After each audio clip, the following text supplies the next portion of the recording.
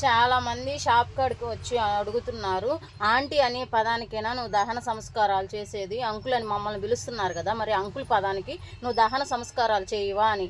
అయ్యో నాకేం తెలుసు, మా ఆడవాళ్ళలాగా మీరు కూడా అంకుల్ అని పిలిస్తే బాధపడుతున్నారని నాకు తెలియదు కదా. ఓకే, నేను ఈరోజు బ్రాహ్మణ్ గారికి ఫోన్ చేశాను.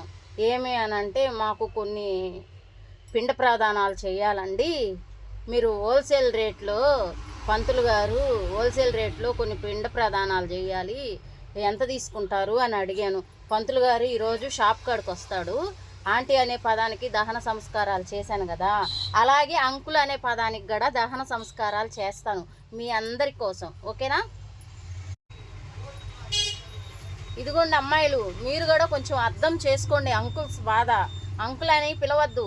ఈరోజు అంకుల్ అనే పదానికి కూడా నేను దహన సంస్కారం చేసేస్తున్నా.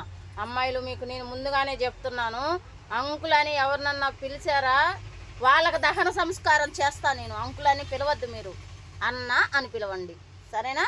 మన బాధ వాళ్ళకి కూడా ఉంటుంది కదా, వాళ్ళు మనలాంటి వాళ్ళే కదా. పాపం, అన్నయ్య అని పిలవండి, సరేనా? అంకుల్ అని ఎవరిని పిలవద్దే.